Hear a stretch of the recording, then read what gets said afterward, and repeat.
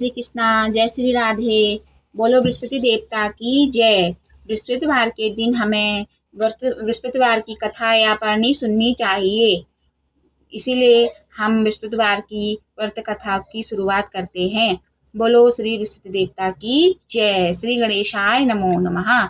पूजा विधि बृहस्पतिवार के दिन जो भी स्त्री पुरुष व्रत करे उनको चाहे कि वह दिन में एक ही समय भोजन करे, क्योंकि बृहस्पतिश्वर भगवान का इस दिन पूजन होता है। भोजन पीले की चने की दाल आदि का करें, परंतु नमक नहीं खाएं। पीले वस्त्र पहने, भोजन में पीले फलों का प्रयोग करें, पीले चंदन से पूजन करें। पूजन के बाद प्रेम पूर्वक गुरु महाराज बृहस्पति की कथा सुननी चाहिए। इस व्रत को करने से मन की इच्छाएं पूरी होती हैं और बृहस्पति महाराज प्रसन्न होते हैं तथा धन पुत्र विद्या मनोवांछित फलों की प्राप्ति होती है। परिवार को सुख शांति मिलती है।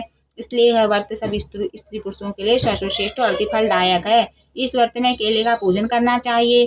कथा और पूजन के समय तन मन क्रम वचन से शुद्ध होकर जो भी इच्छा हो बृहस्पति से प्रार्थना करनी चाहिए। इच्छाओं को बृहस्पति अवश्य पूर्ण करते हैं, ऐसा मन में हमने दृढ़ विश्वास रखना चाहिए। बोलो बृहस्पति भगवान की जय। बृहस्पतिवार व्रत कथा प्रारंभ। एक समय की बात है कि भारतवर्ष में एक राजा राज्य करता था। वह बड़ा प्रतापी और दानी था। प्रतिदिन मंदिर में दर्शन करने जाता था, गरीबों और ब्राह्मणों की सहायता किया करता था।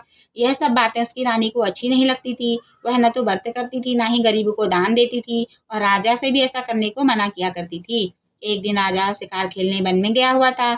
उसी समय बृहस्पति साधु के वेश में आकर राजा के महल में भिक्षा मांगने गए और भिक्षा मांगी। रानी ने भिक्षा देने से इनकार किया और कहा कि हे साधु महाराज, मैं तो दान पुण्य से तंग आ गई हूँ।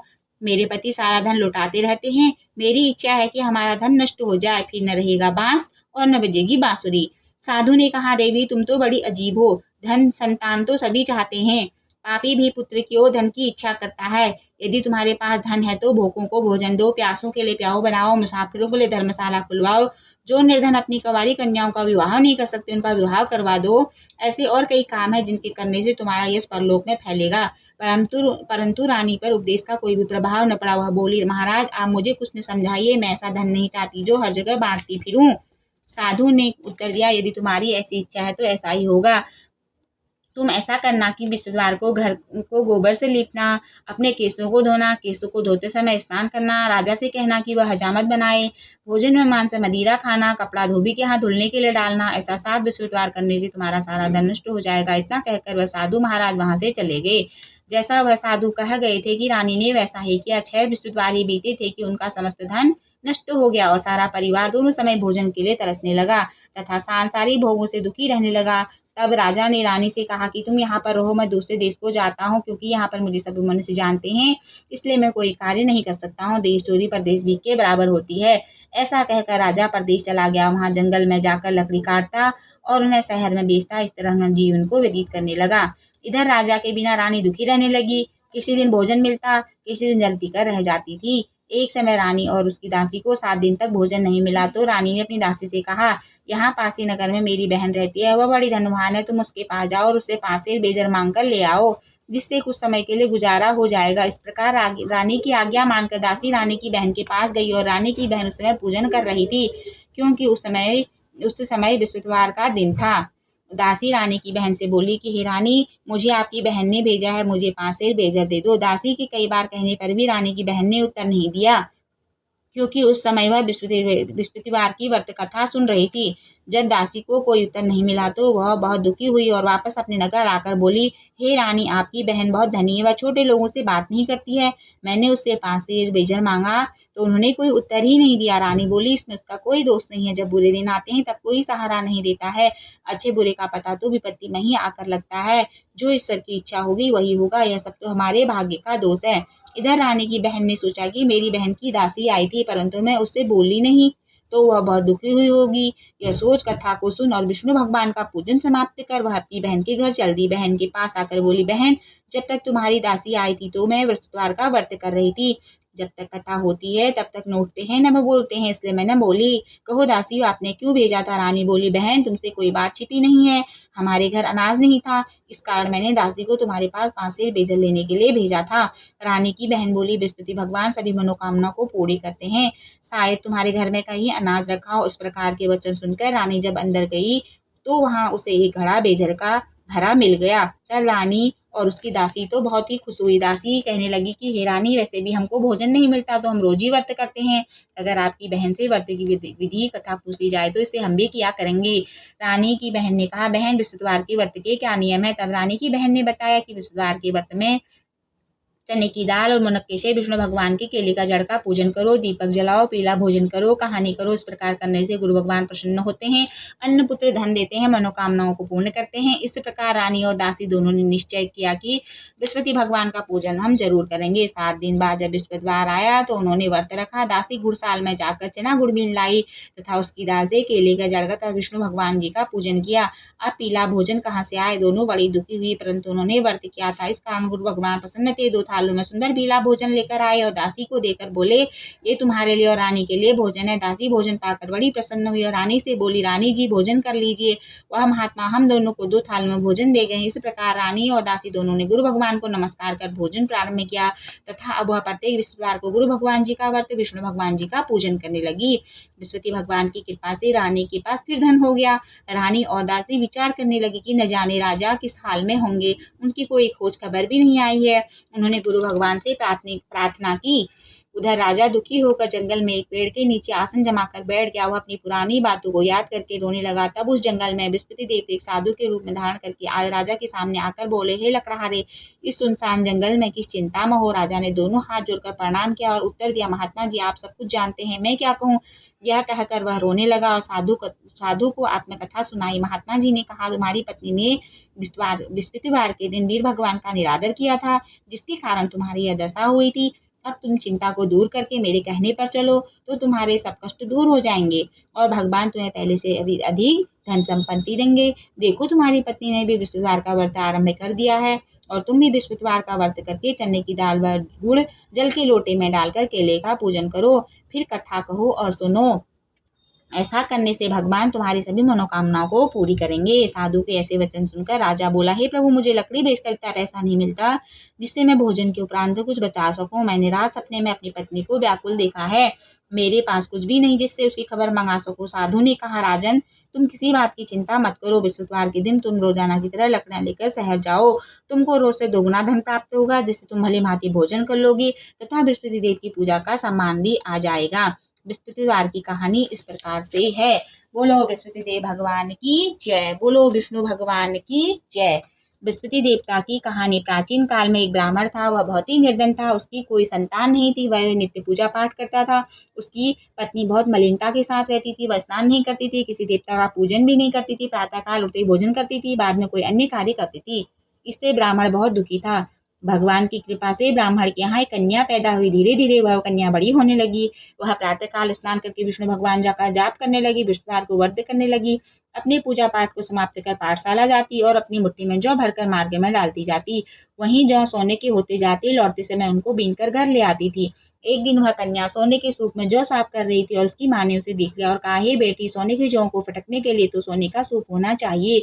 अगले दिन बृहस्पतिवार था। उस कन्या ने व्रत रखा और विष्णु से प्रार्थना की कि हे प्रभु, यदि मैंने आपकी पूजा सच्चे मन से की है तो मुझे सोने का सूप दे दो। बृहस्पति देवता ने उसकी प्रार्थना स्वीकार कर ली। रोजाना की तरह वह कन्या जौ फैलाती हुई पाठशाला गई और जब लौटकर जौ बीन रही थी तो बृहस्पति देवता की कृपा से रास्ते में उसे सोने का सूप मिला तो उसे वह घर ले आई। एक दिन की बात है कि वह कन्या सोने के सूप में जौ साफ कर रही थी। उस समय उस नगर का राजपुत्र वहां से होकर निकला। इस कन्या के रूप को देखकर मोहित हो गया। अपने घर आकर भोजन तथा जल त्याग कर उदास होकर घर लेट गया। राजा को जब इस बात का पता लगा तो अपने मंत्रियों के साथ अपने पुत्र के पास गए और बोले, पुत्र, तुम्हें किसी बात का कष्ट है? किसी ने तुम्हारा अपमान किया अथवा कोई और कारण है? बताओ, मैं वही कार्य करूंगा जिससे तुम्हें प्रसन्नता हो। राजकुमार अपने पिता से बोला, पिताजी, मैं उस लड़की के साथ विवाह करना चाहता हूँ जो सोने की सूप में जौ साफ कर रही थी। यह सुनकर राजा बोला, पुत्र, यदि ऐसा है तो उस कन्या का पता बताओ, मैं उसके साथ तुम्हारा विवाह अवश्य ही करवाऊंगा। राजकुमार ने अपने पिता को उस लड़की के घर का पता बतलाया। राजकुमार के बताए गए पते के अनुसार मंत्री उस लड़की के घर गए और ब्राह्मण कन्या का विवाह राजकुमार के साथ संपन्न हो गया। कन्या का विवाह होते ही ब्राह्मण के घर में पहले की भांति गरीबी आ गई। अब भोजन के लिए भी अन्न बड़ी मुश्किल से मिलता था। एक दिन ब्राह्मण अपनी पुत्री के पास गया। बेटी ने पिता से सारा हाल पूछा। तब ब्राह्मण ने सारा हाल कह सुनाया। कन्या ने बहुत सा धन देकर पिता को आदर से विदा किया। इस तरह ब्राह्मण का कुछ समय सुखपूर्वक बीता। कुछ दिन बाद फिर वही हाल हो गया। ब्राह्मण फिर अपनी बेटी के यहाँ गया और सारा हाल बताया तो बेटी बोली, पिताजी आप माता जी को यहाँ लेवा लाइए, मैं उन्हें विधि बता दूंगी जिससे आपकी गरीबी दूर हो जाएगी। जब वह ब्राह्मण अपनी पत्नी को लेकर बेटी के घर पहुंचा तो उसने अपनी माँ को समझाते हुए कहा, माँ तुम प्रातः काल उठकर स्नान आदि करके विष्णु भगवान जी का पूजन करो तो सब दरिद्रता दूर हो जाएगी। परंतु उसकी माँ ने उसकी एक बात न मानी, वह प्रातः काल उठकर भोजन कर लेती थी। एक दिन उसकी बेटी को बहुत ही क्रोध आया, उसने माँ को एक रात कोठरी में बंद कर दिया। प्रातःकाल उसने अपनी माँ को कोठरी से निकाल कर स्नान आदि करके पूजा पाठ करवाए तो उसकी माँ की बुद्धि बिल्कुल ठीक हो गई और वह प्रत्येक शुक्रवार को व्रत करने लगी। इस व्रत के प्रभाव से उसकी माँ भी पुत्रवान धनवान बृहस्पति देव की कृपा से ब्राह्मण तथा उसकी पत्नी इस लोक में सुख भोग कर स्वर्गलोक को प्राप्त हुए। इस तरह कहानी कहकर साधु वहां से अंतर्धान हो गए। जब बृहस्पतिवार का दिन आया तो राजा जंगल से लकड़ी काटकर शहर में बेचने गया। उसे उस दिन और दिनों की अपेक्षा अधिक धन मिला। राजा ने चना गुड़ आदि लाकर बृहस्पतिवार का व्रत किया, परंतु जब दोबारा बृहस्पतिवार का दिन आया तो व्रत करना भूल गया। इस कारण बृहस्पति देव नाराज हो गए। उस दिन उस नगर के राजा ने विशाल यज्ञ को आयोजन किया गया तथा शहर में यह घोषणा करवा देगी कि कोई भी मनुष्य अपने घर में भोजन बनाए न चूल्हा जलाए, समस्त जनता मेरे यहाँ भोजन करने आए, जो कोई इस आज्ञा को नहीं मानेगा उसको फांसी की सजा दी जाएगी। इस तरह की घोषणा संपूर्ण नगर में करवा दी गई। राजा की आज्ञा अनुसार शहर के सभी लोग भोजन करने गए, लेकिन लकड़हारा बना राजा कुछ देर से पहुंचा, इसलिए राजा उसको अपने साथ घर लिवा ले गए और ले जाकर भोजन करा रही थी तो रानी की दृष्टि उस खोटी पर पड़ी जिस पर उसका हार लटका हुआ था। रानी को हार वहां पर दिखाई न दिया। रानी ने सोचा कि मेरा हार इसी मनुष्य ने चुरा लिया है। उसी समय पुलिस को बुलाकर जेल खाने में डलवा दिया। जब लकड़हारा जेल खाने में दुखी होकर विचार करने लगा कि न जाने कौन से पूर्व जन्म के कर्म से मुझे दुख प्राप्त हुआ है, और उन्हीं साधु को याद करके रोने लगा जो उसे जंगल में मिले थे। उसी समय तत्काल विष्णुदेव साधु के रूप में प्रकट उसी दशा को देखकर कहने लगे कि अरे मूर्ख, तूने विष्णुदेव देवता की कथा नहीं की, इस कारण तुझे दुख प्राप्त हुआ है। अब चिंता मत कर, बृहस्पतिवार के दिन जेल खाने के दरवाजे पर 4 पैसे पड़े लेंगे, उनसे तू विष्णु देवता की पूजा करना, तेरे सभी कष्ट दूर हो जाएंगे। बृहस्पतिवार के दिन उसे 4 पैसे मिले। लकड़हारे ने कथा कही। उसी रात्रि को विष्णुदेव ने उस नगर के राजा को सपने में कहा, हे राजा, तुमने जिस आदमी को जेल में बंद कर दिया वह निर्दोष है, राजा है, उसे छोड़ दे। रानी का हार उसकी खोटी पर लटका है, अगर तुम ऐसा नहीं करोगे तो मैं तुम्हारे राज्य को नष्ट कर दूंगा। इस तरह रात्रि के सपनों को देखकर राजा प्रातःकाल उठा और खुटी पर हार देखकर लकड़हारे को बुलाकर क्षमा मांगी तथा लकड़हारे को योग्य सुंदर वस्त्र आभूषण देकर विदा किया। बृहस्पति देवता की आज्ञा अनुसार लकड़हारा अपने नगर को चल दिया। राजा जब अपने नगर के निकट पहुंचा तो उसे बड़ा आश्चर्य हुआ। नगर में पहले से भी अधिक बाग, तालाब, कुएं, मंदिर, धर्मशाला बन गए थे। राजा ने पूछा, है किसका बाग और धर्मशाला? तब नगर के सब लोग कहने लगे कि ये सब तो रानी ने बनवाए हैं। तो राजा को बड़ा आश्चर्य हुआ। जब रानी ने ये खबर सुनी कि राजा आ रहे हैं तो उसने बांदी से कहा, दासी देख, राजा हमें कितनी बुरी हाल में छोड़ गए थे, कहीं वह लौट न जाए, इसलिए तू दरवाजे पर खड़ी हो जा। आज्ञा अनुसार दासी दरवाजे पर खड़ी हो गई। राजा आए तो उन्हें अपने साथ घर लिवा लाई। तब रानी ने कहा, हमें यह सब धन विष्णुदेव जी के व्रत के प्रभाव से प्राप्त हुआ है। राजा ने निश्चय किया कि 7 दिन बाद तो सभी भगवान विष्णुदेव का व्रत पूजन करते हैं, परंतु मैं प्रतिदिन दिन में 3 बार कहानी कहा करूंगा, रोज व्रत क्या करूंगा। अब हर समय राजा के दुपट्टे में चने की दाल बदी रहती थी, दिन में 3 बार कहानी कहता था। एक दिन राजा ने विचार किया कि चलो अपनी बहन के यहाँ आए। इस तरह का विचार कर राजा घोड़े पर सवार हो अपनी बहन के यहाँ चलने लगा। मार्ग में उसने देखा कि कुछ आदमी एक मुर्दे को ले जा रहे हैं। उन्हें रोककर राजा कहने लगा, भैया मेरी बृहस्पतिवार की कहानी सुन लो। वे बोले, लो, हमारा तो आदमी मर गया है और उसको अपनी कथा की पड़ी है। परंतु कुछ आदमी बोले कि अच्छा कहो, हम तुम्हारी कथा भी सुनेंगे। राजा ने दुपट्टे से चने की दाल निकाली और जैसे ही कथा आदि हुई तो मुर्दा हिलने लग गया, और जब कथा समाप्त हुई तो राम राम करके मुर्दा उठ खड़ा हो गया। आगे मार्ग में उसे एक किसान खेत में हल चलाता मिला। राजा ने उससे देखा और उससे बोला, अरे भैया, तुम मेरी बृहस्पतिवार की कहानी सुन लो। किसान बोला, जब तक मैं तुम्हारी कथा सुनूंगा तब तक चार हरैया जोत लूंगा, जाओ अपनी कथा किसी और को सुनाना। इस तरह राजा आगे चलने लगा। राजा की हटते ही बैल पछाड़ खाकर गिर गई तथा किसान के पेट में बड़ी जोर का दर्द होने लगा। उस समय उसकी माँ रोटी लेकर आई थी। उसने जब यह देखा तो अपने पुत्र से सभी हाल पूछा और बेटे ने सभी हाल कह दिया, और बुढ़िया दौड़ी दौड़ी उस राजा के पास गई और उससे बोली, मैं तुम्हारी कथा सुनूंगी, तुम अपनी कथा मेरे खेत में चलकर कहना। राजा ने बुढ़िया के खेत में जाकर कथा कही, जिसको सुनते ही बैल उठ खड़े हुए तथा किसान के पेट का दर्द भी बंद हो गया। राजा अपनी बहन के घर पहुंचा। बहन ने भाई की खूब खातिर की। दूसरे दिन प्रातःकाल राजा जगा तो वह देखने लगा कि सब लोग भोजन कर रहे हैं। राजा ने अपनी बहन से पूछा, ऐसा कोई मनुष्य है जिसने भोजन न किया हो? वो मेरी बृहस्पतिवार की कहानी सुन ले। बहन बोली, भैया यह नगर ऐसा ही है, पहले यहाँ लोग भोजन करते हैं, बाद में कोई अन्य कार्य करते हैं, अगर कोई पड़ोस में है तो देखा हूँ। वह ऐसा कहकर देखने चले गई, परंतु उसे कोई भी ऐसा व्यक्ति नहीं मिला जिसने भोजन न किया हो। अंत में वह एक कुम्हार के घर गई जिसका लड़का बीमार था। उसे मालूम हुआ कि उनके यहाँ 3 रोज से किसी ने भी भोजन नहीं किया है। रानी ने अपने भाई की कथा सुनने के लिए कुम्हार से कहा, वह तैयार हो गया। राजा ने जाकर विष्णुदेवता की कथा कही, जिसको सुनकर उसका लड़का भी ठीक हो गया। अब तो राजा की प्रशंसा होने लगी। एक दिन राजा ने अपनी बहन से कहा, बहन हम अपने घर को जाएंगे, तुम भी तैयार हो जाओ। राजा की बहन ने अपनी सास से पूछा। सास ने कहा, हाँ चली जाओ, परंतु अपने लड़कों को मत ले जाना, क्योंकि तेरे भाई की कोई औलाद नहीं है। बहन ने भैया से कहा, भैया मैं तो चलूंगी, कोई बालक नहीं जाएगा। राजा बोला, जब कोई बालक नहीं चलेगा तो तुम क्या करोगी। बड़े दुखी मन से राजा अपने नगर को लौट आया। राजा ने अपनी पत्नी से कहा, हम तो निर्वंशी राजा हैं, हमारा मुख देखने का कोई धर्म नहीं है, और उसने कुछ भोजन आदि नहीं किया है। रानी बोली, ऋषिदेव ने हमें सब कुछ दिया है, हमें औलाद अवश्य देंगे। उसी रात को ऋषिदेव ने राजा से स्वप्न में कहा, राजा उठ, सभी सोच को त्याग दे, तेरी रानी गर्भ से है। राजा को राजा को यह बात सुनकर बड़ी खुशी हुई। 9वें महीने में उसके गर्भ से सुंदर पुत्र पैदा हुआ। तब राजा बोला, स्त्री बिना भोजन के रह सकती, बिना औलाद के नहीं रह सकते। जब मेरी बहन आई तो तुम मुझसे कुछ मत कहना। रानी ने सुनकर हाँ कह दिया। जब राजा की बहन ने अब शुभ समाचार सुना तो बहुत खुश हुई तथा बधाई लेकर अपने भाई के यहाँ आई। तभी रानी ने कहा, घोड़ा चढ़कर तो नहीं आई, गधा चढ़ी आई। राजा की बहन बोली, भाभी मैं इस प्रकार नहीं कहती तो तुम्हें औलाद कैसे मिलती। बृहस्पति देवता ऐसे ही हैं, जैसे जिसके मन में कामनाएं सभी को पूर्ण करते हैं। जो सद्भावना पूर्वक भगवान उसी देव का व्रत करता है, कथा पढ़ता है, सुनाता है, सुनता है, भगवान उसकी सारी मनोकामनाओं को पूर्ण करते हैं। भगवान उसी सदैव रक्षा करते हैं।